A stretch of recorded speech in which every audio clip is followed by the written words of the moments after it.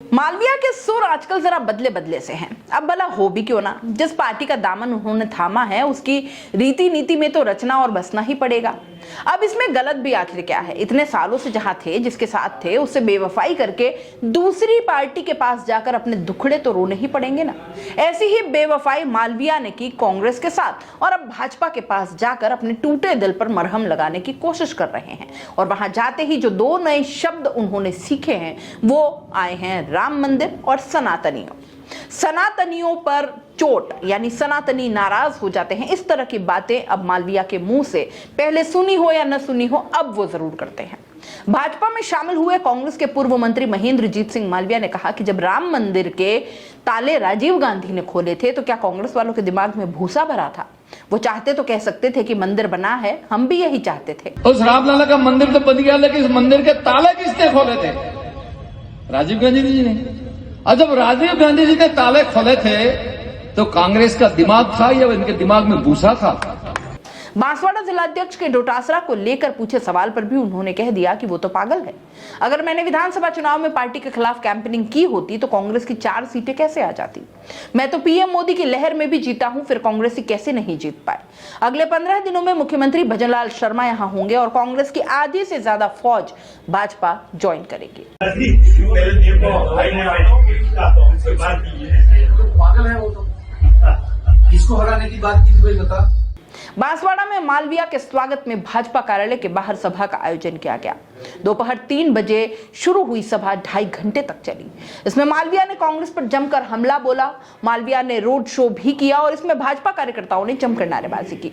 अब मालविया के स्वागत सभा में पत्नी जिला प्रमुख रेशम मालविया, उनके बेटे आनंदपुरी और उप प्रधान प्रेम प्रताप सिंह मालविया भी मौजूद रहे। मालविया ने यहां कहा कि कांग्रेस माने या ना माने, मालविया ने तो बाय बाय कर दिया है। विधानसभा चुनाव तक तो खुमारी थी कि अशोक गहलोत ही मुख्यमंत्री बनेंगे। भगवान पहले सद्बुद्धि अगर दे देता तो मैं भी बाबूलाल खराड़ी की तरह आज सरकार में मंत्री होता, लेकिन वो काम मेरे से नहीं हुआ और मैं चूक गया। उन्होंने कहा कि मेरे पास 10 बजे सीएम का कॉल आया। उन्होंने पूछा मालविया जी कहाँ हो, कल जयपुर आना है। मैंने उनसे कहा नोट की तो कोई जरूरत है नहीं, कपड़ों की ही जरूरत होगी।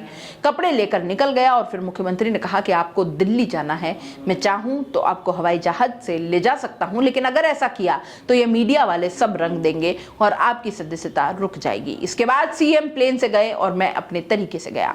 मालविया ने कहा कि आज रामलला का मंदिर तो बन गया है, लेकिन इसके ताले किसने खोले?